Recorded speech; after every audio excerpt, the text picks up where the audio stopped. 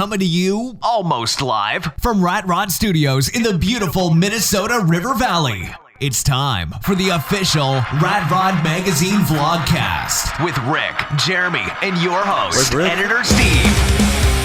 We lost Rick. Greetings, Rat Rod faithful, and welcome to the official Rat Rod Magazine Vlogcast number 2.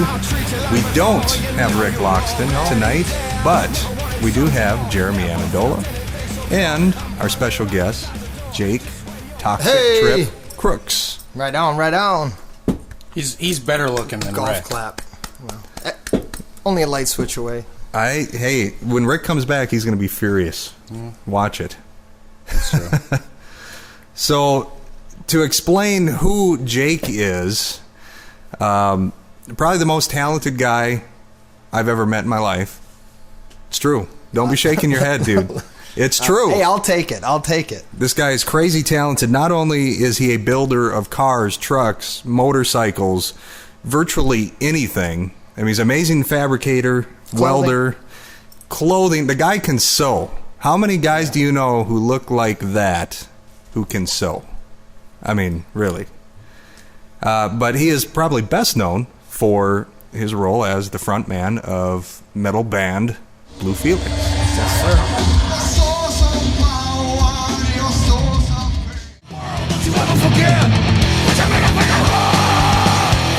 Which we're going to hear a lot of tonight because that is all the music you're going to hear. Yeah. Cool. It's awesome. Do we have the artist's permission, though? I can call. We're just going to rip it. We're going to rip it. We're going to use it. If we get a cease and desist, then so be it. It'll be good. It'll be good.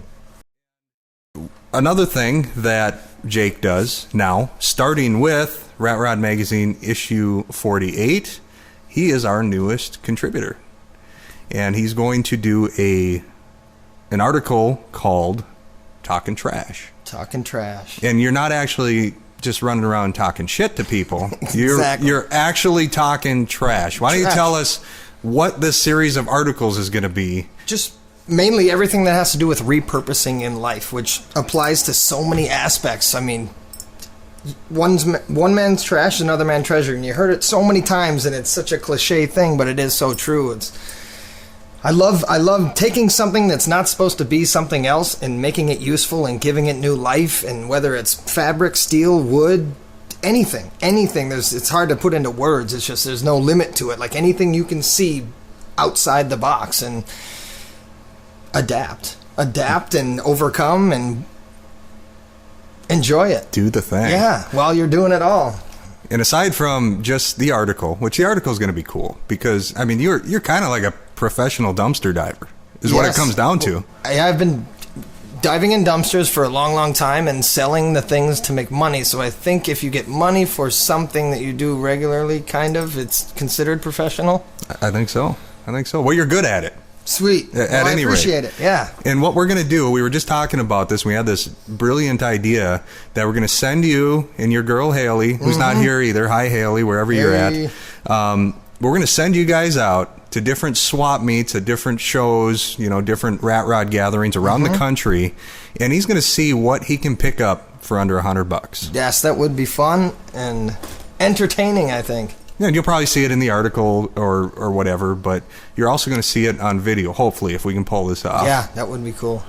And then to see what you can actually do with the junk that you buy. There you go. Yeah. I mean, we've got Tommy building cars.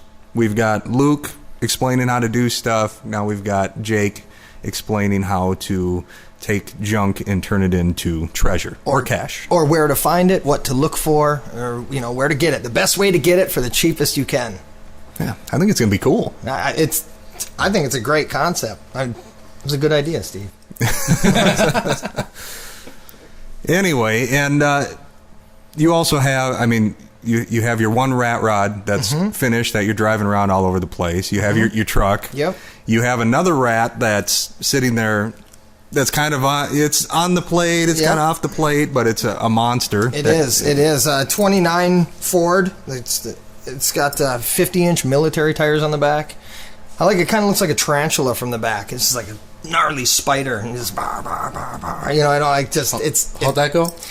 bah, bah, bah, Okay. bah. Just so we Yeah, it does. that. Yeah. That's how the spiders walk around in this house too. Yeah, The you ones just- down in the basement. Yeah, you just gotta get up close and you can hear it. You know, like Honey, I Shrunk the Kids. And you zoomed up and pieces of raisins, they're all giant. See, I never when I see that car, the structure of the car waiting there, I never thought of it as a spider. I was like, that's gonna be a badass rat rod. I'm like arachnophobia. Right. No, I just dig the way it looks. Its stance. It just looks like it's like snarling. I don't know. I just love it. It's just. I mean, you know, held up by again the almighty dollar, but we're working ways around it. You know, it's figuring out how to turn those big tires with such a small like frame and car, and not making them like rip off whenever you like take off or slow down. Slowing down more importantly, because I've always said it doesn't matter how fast you can go if you don't know how to stop. It ain't really worth the shit. So. True. Very true. In more than just cars, you know. Right. Absolutely. But you got your everyday driver too. What do? You drive the piss out of the existing car, which you will see in, was that issue 42? Is that right? I think that's what it was. It was January of 17, 1 year ago. So was that 42? Something like that. I think so.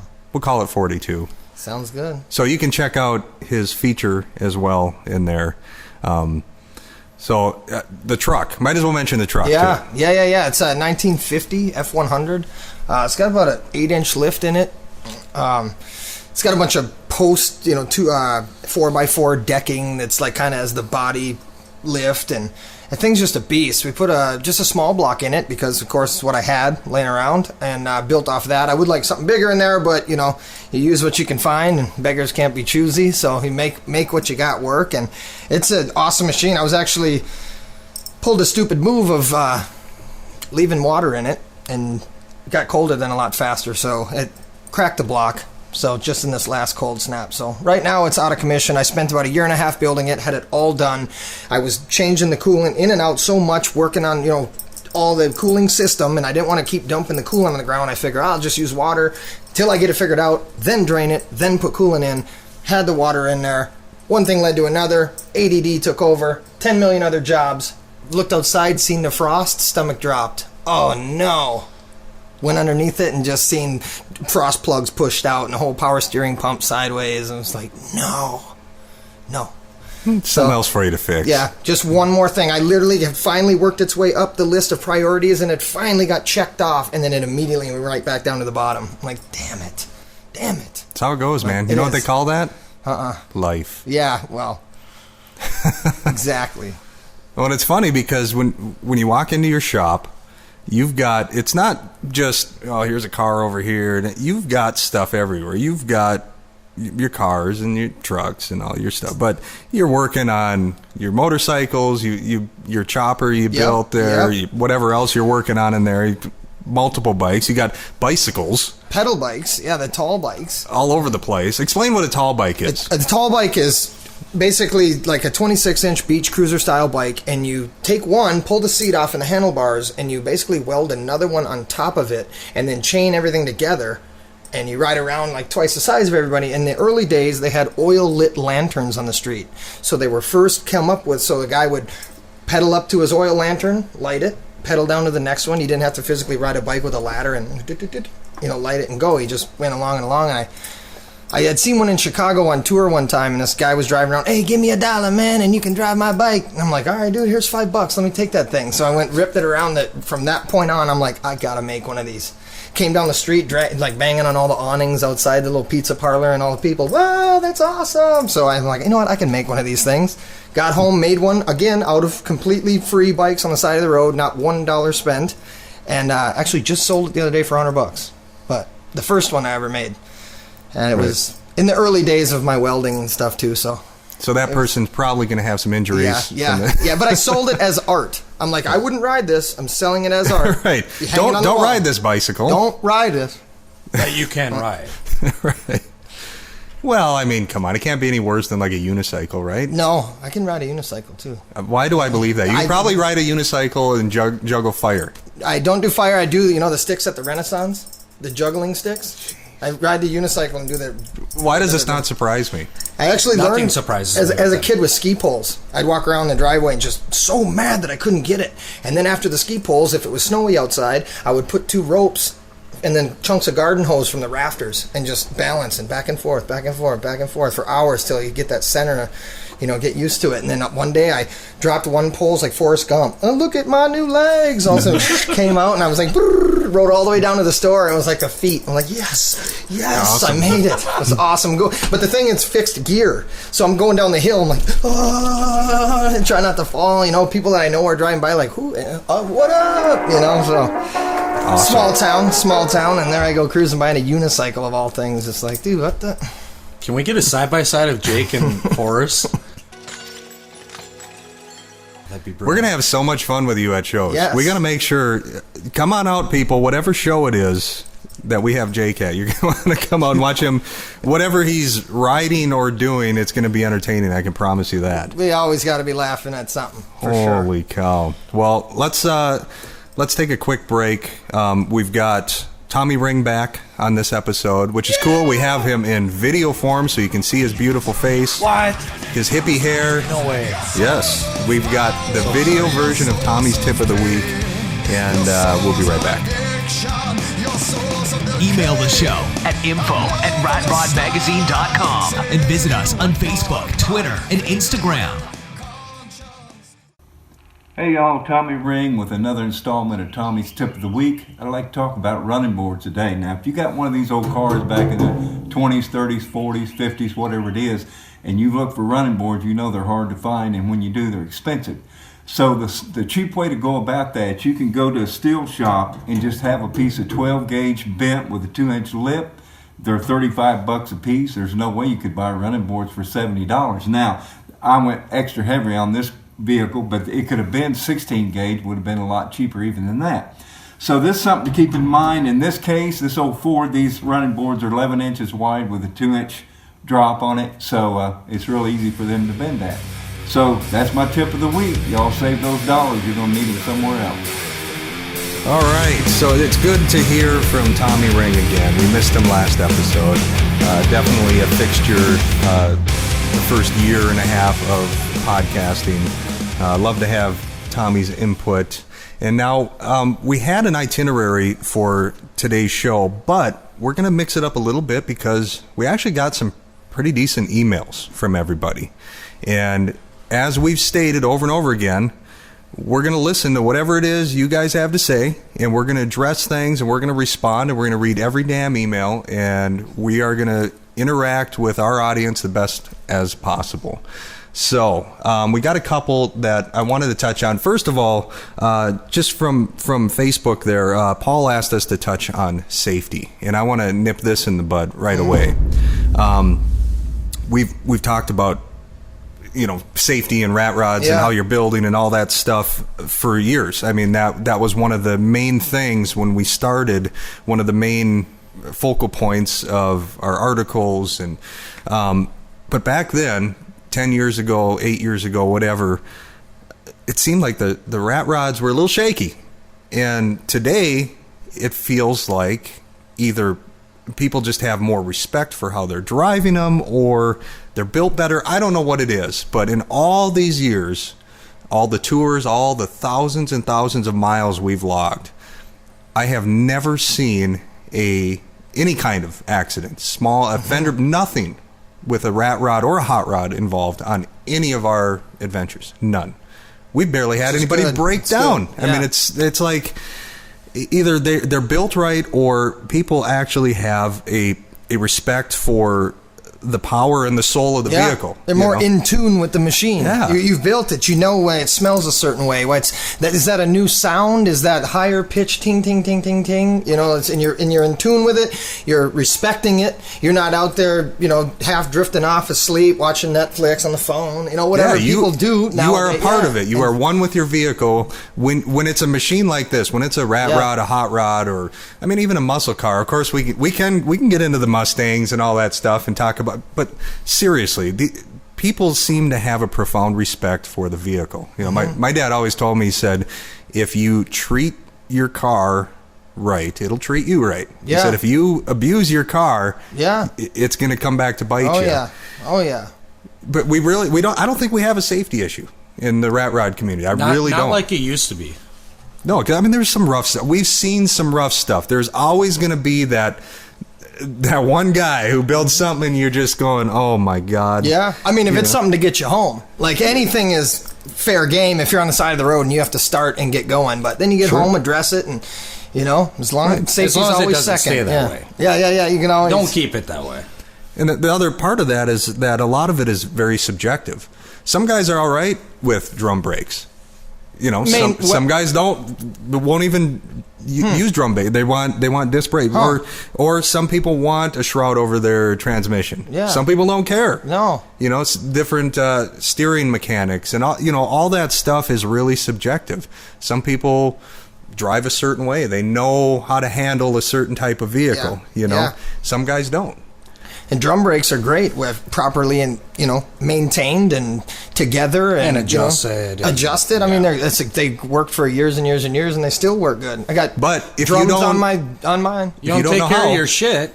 Yeah. If you've never driven a car with drum brakes, and you no have power brakes either, and you have to stop suddenly doing 70 on the freeway, it's different. Yeah. Good luck. Yeah. So, but I mean, really, safety it's something that we've addressed over and over and over again. And I think people already understand it. I don't think anybody wants to build a piece of junk that's going to, fall apart or is going to cause injury or accident or whatever. Oh, yeah, life is so much worse, Dad. Like it is. It's a lot less fun. You don't say. It's true.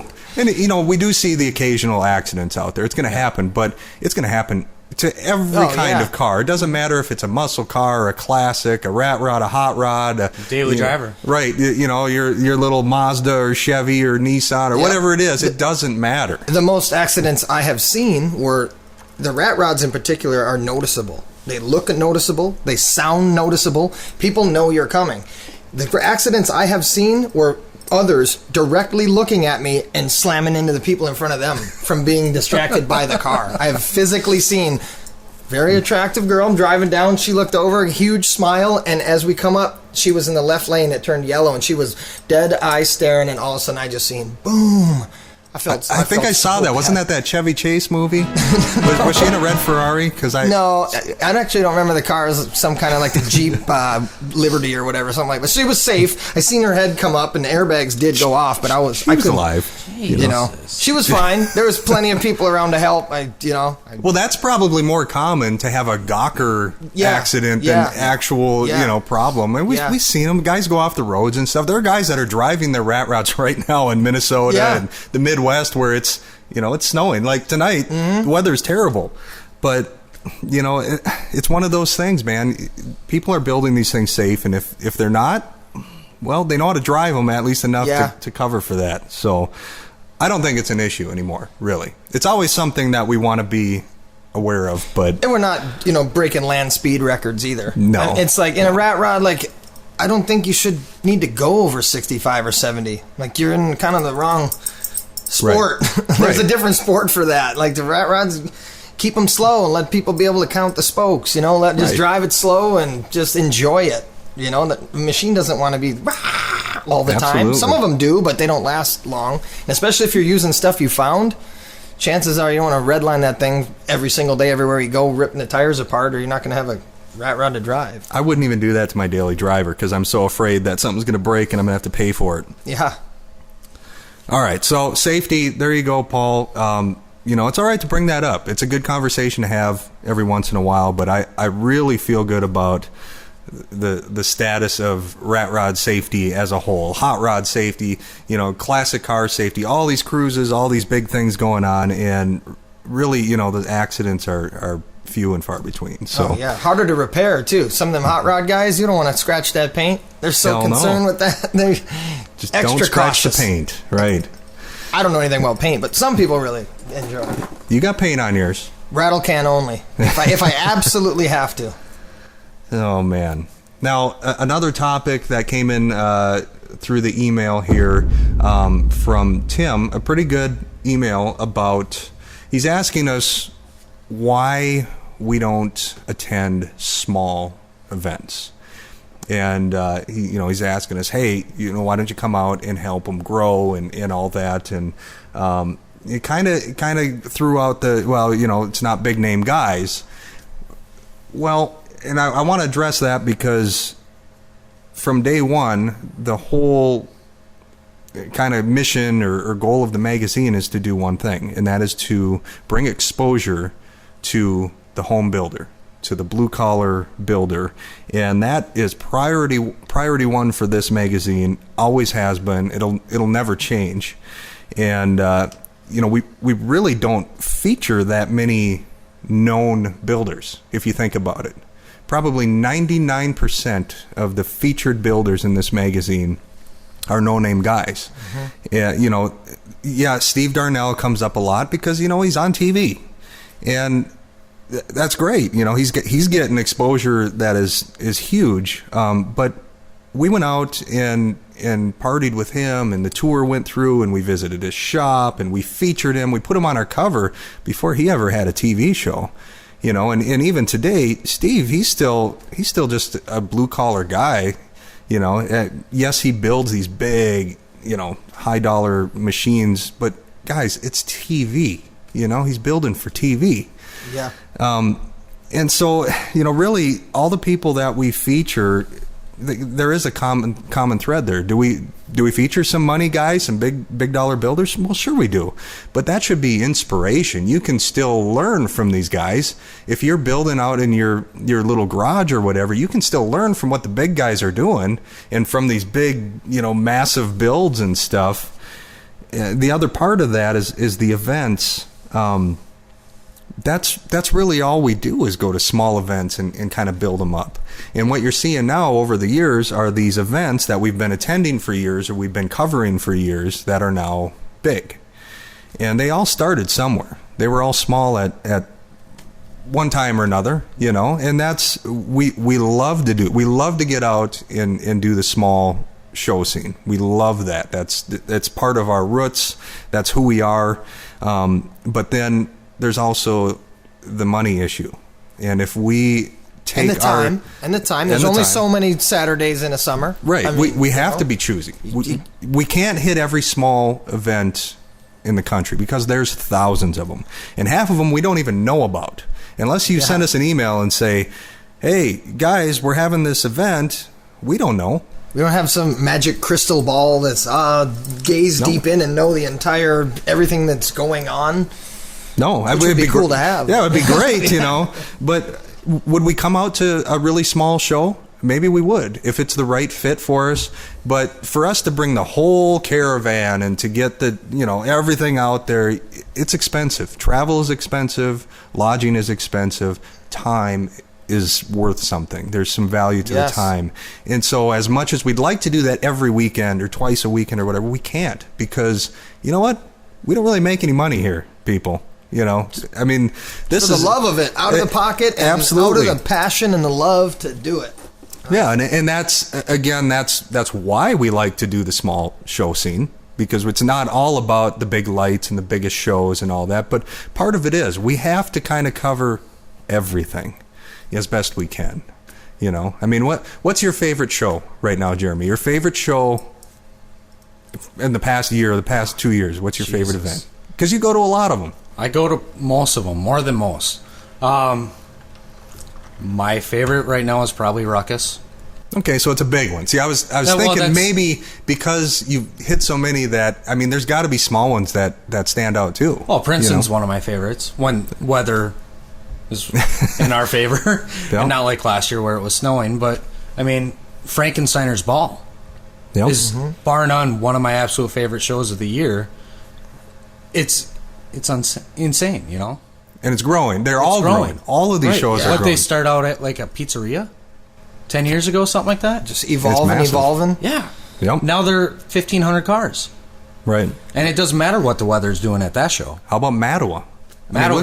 Look at how small that was. And it's huge now, and it's a 2-day show now too. We try to hit the same shows as much as possible, but then they're becomes kind of this monotony where we want to break away from some of these. If we've been at an event for 10 years, every year, it gets kind of boring, you know?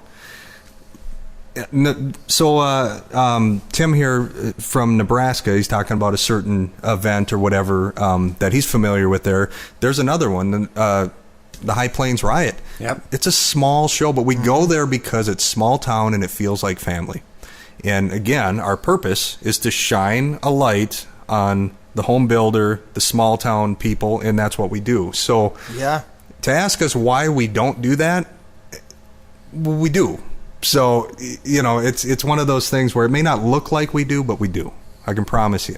And we are looking for more. We are looking for more things to do along those lines of the blue collar builder. We've tried the big events. We've tried SEMA. You know, we've tried all these things that don't connect with our audience, and it brings us back to earth, and we go the way where our reader base and our friends and our fans tell us to go.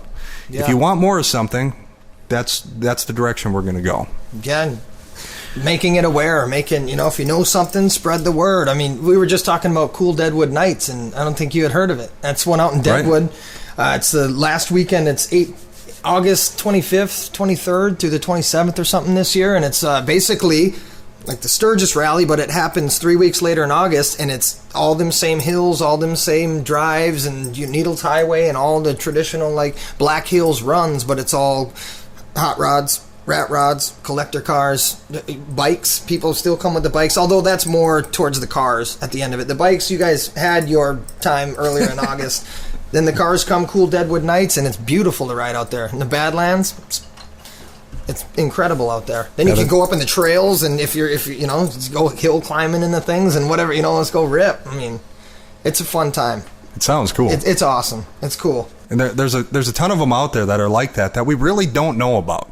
And we do get some emails. People are like, hey, we're doing this show over here. We're doing this show over here. And we try, you know, we've got Jeremy running around. Robin is very involved in seeking out other events that we've never heard of and stuff, you know, and people are trying to get around. And then, you know, we're drawn back to these certain areas, whether it's St. Louis or Tennessee or, you know, whatever. But there's a logistical crisis when it comes to attending events. And so we don't ever want anyone out there to feel like their event is too small for us, because that's not true. It would never be the case. Really, it just comes down to what the hell else we're doing, you know, and how can we make sense of it. We still want to get out to the Northwest. You know, we haven't been out there yet. I want to go to Hershey. There's all sorts of cool places and cool things, and I'll give you a little secret here. So we have one more email to touch on. It comes from Jeremy, not this Jeremy. No, it was me. Probably was. Are you going to tour again anytime soon, and if so, where? That's probably our most frequently asked question. Well, now it was, when are you going to start the podcast back up? So we got rid of that one. But yeah, I mean, the tours were definitely events. They were epic. Every one of them has been amazing. People have, you know, they've made lifelong friends, and it is a bucket list experience if we do it right, you know. And that's the thing, is we don't want to cheapen the tour experience by just throwing something together and going out and doing it. When we do it again, it's going to be special.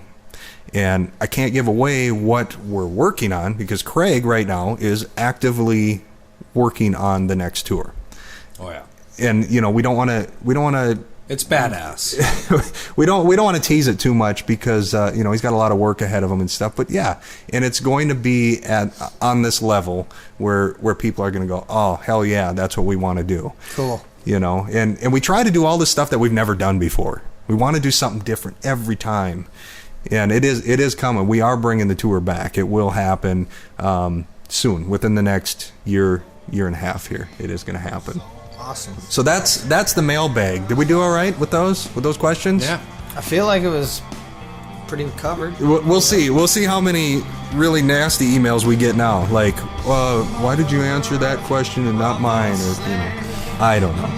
All right, we're going to take another quick break and clear our minds now, get the mailbag out of our heads, and we'll be right back. Rat Rod Magazine is available wherever badass magazines are sold. Subscribe today at ratrodmagazine.com. Today's program is brought to you by Scotty's Customs, Art and Metal. One of the best in the business, folks. Wrench Fest 2018. That's St. Louis, that's Shady Jack Saloon, that's September 8th. Definitely want to be there. Also, my own show, Henderson, Minnesota, June 19th, The Running of the Rats. Music for this episode is provided by Blue Felix. Check them out, bluefelix.com. All right, we're back. Back. Yep. Whole flats on the cat. That was smooth. I like that. All right, so we're going to jump into our final segment today, and this is our Just for Fun segment. Last week we did commercials. And how many of you guys actually went out and watched the mock commercials? Yeah, come on. That's a giant hunk of shit. They were worthy. The guy that lost his khakis. I don't know what the hell you're talking about. The Boston, Massachusetts guy. No. The cockies. Yeah, hey, your cockies. When he said, I think the car is ugly, it's hideous, or whatever the dude was talking about in the commercial. See, Jake knows more about this crap than I do. All right, so this week's Just for Fun, we're going to talk about our first cars. What a hunk of shit. Everybody has one. Car. Everybody has one. I got a piece of shit car. So let's just go around and let's reminisce about our first junkers. What did you have, Jake? Tell us. Old Chevy Blazer. Loved it to death. It was maroon, red, hideous, but man, I loved the thing. I had the home Kenwood speakers in the back, the old wooden, like, from grandma's house, like, speakers. I wanted to have it, like, all customized with the cracked, like, my visor, so I took old tube socks and pulled them over the visor, so I had, like, all black. Yeah. Like crusty? What do you mean? No, never mind. No, I like stinky. Like, I had actual tube socks. Crusty tube socks. Yeah. Man. Well, yeah. Bunk socks, actually. Wow. But bunk socks are a whole nother story. They stand up by themselves. But I had them over the deal. I cut off the shifter so I could put my own little, and it was a little manual. Oh, man, that thing was a lot of times in that, though. Put a couch in the back. And you said you jumped it, right? Yes. Tell us the story of jumping the damn thing. I took it out to a sand pit and just... let's see what this thing's got. So within literally a week of this Blazer that I had gotten and loved, the water had washed out this little rut on a farm road, and so I did good climbing up the hills and climbing over these rock crawlers. We were having a great time, kids hanging out of the window, and we're like, yeah, we're 16, we can drive, and going on, just so excited about it. So we got a little carried away, and I would say probably about 65, 70, went down this farm road, and where the water had washed out, and went boom, and we jumped, and I just remember seeing mid-flight, I looked over at my buddy, yelling, yeah, as he slammed into the ceiling at the roof, boom, came down, full bloody nose, the whole nine, bam, off the dash, came to it, with the stop, little steam coming out. I'm like, oh man, this thing ain't going. I look out and it was so pigeon-toed. Both tires just turned all the way in. We're about probably 15-minute drive into these woods, into these sand pits. That was obviously way before cell phones. You ain't calling nobody. Like, well, let's hit this trail. Walked all the way out of town, had to flag down a cousin who had a bigger old Yukon lifted up, and he went out there and ended up digging me out of it, but we beat the hell out of that old Blazer. It's a good story. It was fun. It was It's a fun. good story. It was super fun. we beat it to death, and then it went to, I had an old beat-up Geo Tracker, and then we ended up at one point in an old Ford Pinto. We used to drive up and down the gravel roads on that thing for forever. We'd throw it in second and let off enough gas so it'd go and you're like just barely catching gear, and we'd try to go down by the beach, the local little sand beach where all the girls would hang out in the summertime. We'd try to ride by them bouncing, and it's like, what? Trying to eat an ice cream cone, like right in the face, like dorks, man. We had fun though. We had so much fun. I miss them days. Can't follow that. Why don't we make him go last? Yeah, what was yours, Jeremy? Tell us your great story. Crap. I was a 94 Grand Am. Nice. It was fun little. It was total teenager car. Those are the aluminum. Got the aluminum heads that always cracked. I blew the motor in that real common though, them Grand Ams. Oh yeah, and then I had a 94, 95 Plymouth Sundance Duster. Nice. So I could be like, hey Rick, I had a Duster. And it's like, my Duster wasn't as cool as his. I mean, he's a Mopar guy. Well, hey, in this setting, anything's cool. I mean, a K car is cool. That's if you're driving, you're driving on. As long as you're moving at that age, if you're on your own and what it represents, the freedom and like your first car, and you're out making your own decisions and driving out at the wherever you want to go. We could literally fit this car in Rat Rod Studios though, and still have plenty of room for the VLOGcast. Yeah, that's how small this car was. If it still goes fast enough to kill you, it's probably best thing though was taking it off roading at my buddy's grad party, taking it through the woods. Had like 9 people in the fucking car. I have no idea how we got to anything. We got over a boulder, high pointed it, so it was teeter-tottering. Buddies got out, pushed it over. Wah! Yeah, flew right so up. So I got to put down in the bottom somewhere on this thing, professional drivers do not attempt. Yes, do anything with that? Yeah. So don't let the professional drivers attempt? Well, this is a valid question. Your own risk. We don't advocate doing I am stuff. not your father. I can't tell you what to do. I have a 16-year-old son right now who is in the process of getting his license. I've ridden with him. Earmuffs are for, yeah. though. I was in the car for those first 10 terrifying minutes when he first jumped in and then went. So. But you're still here to tell about it. Yeah, he can drive. Too bad. He can drive, But do you remember your first few minutes of driving? Yeah. Yeah. I mean, if you could go back and just remember that moment, Yeah. Pretty cool that I was able to experience that with my son. It was terrifying. I had to grab the wheel a few times and be like, "Holy Jesus!" you know. But it was cool. That imaginary brake pedal on the passenger Oh side. man, holy cow! I thought I was ready. I'm like, "No, we ain't driving around no parking lots. We're gonna go right out on the street, buddy. Let's go. Swim right with the sharks. Jump right in with the sharks." People. Yeah, it's a small town, but still, a little easier. There's parked cars. There's the road's only so wide. Okay. But no, he did all right. And then when you live out in the country and you get the farm learner's permit, then at 15, we just throw a bag of corn in the back and then we're good to go at 15 driving around. Where are you going at 3 in the morning? I got this corn. And they're like, yeah, get home.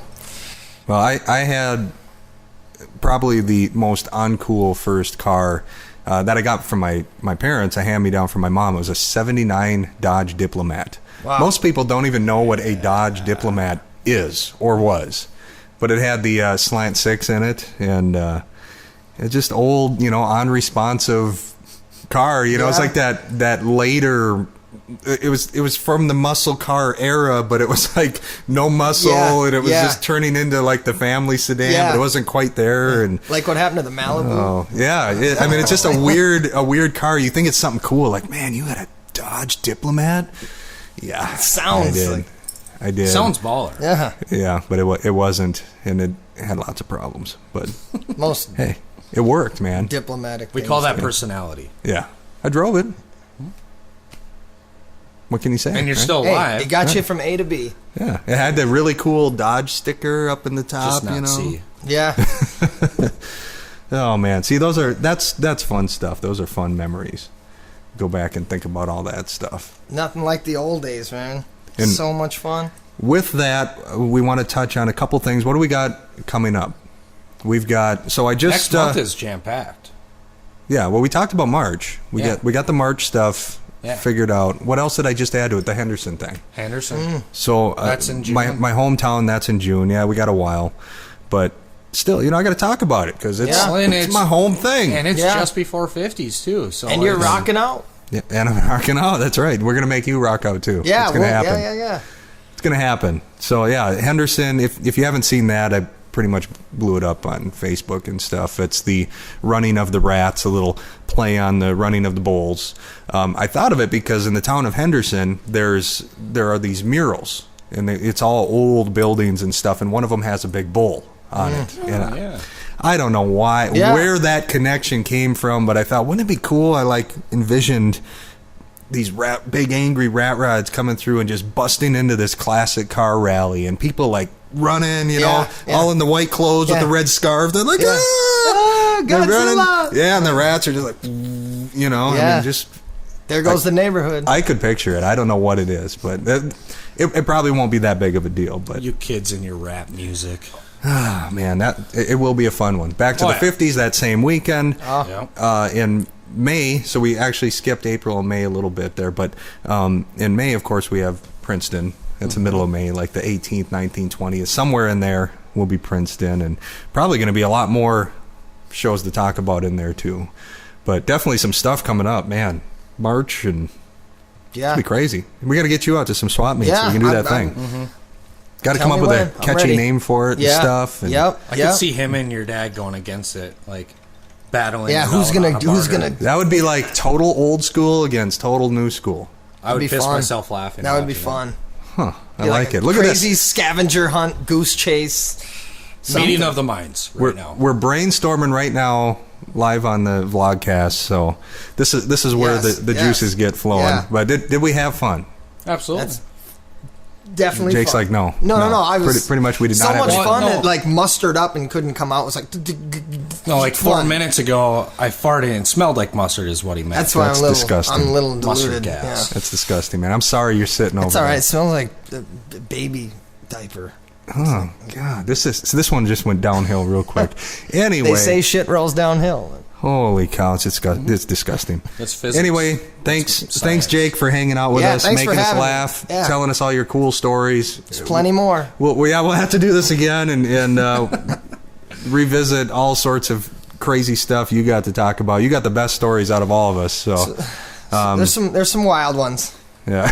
no shortage of them, especially when we get to the tour bus ones, and I don't even know if we can say them on here, but right. Yeah, anytime you've been touring since what, 2003? Yeah, the last 14 years all over the country, and just, I mean, something about a rock and roll outfit when you got nobody supervising you and all the booze and pretty girls thrown at you that you can, and you're riding around in a shoebox on wheels with 10 of your best buddies. It just sounds like made for TV movie. Oh my gosh. Made for whatever TV plays that. I don't know. One of the cable networks. Yeah. Oh my God. Awesome. Well, thanks for having me, man. It's fucking awesome. All right, guys. Well, we're going to sign off for Rick, who's somewhere else. We don't know. Hopefully he comes back. Hopefully he's all right. Hopefully he's enjoying himself, and hopefully he likes what we did in his absence. Yeah. Jeremy Amendola, Jake Crooks, Editor Steve here, signing off. We'll see you next time.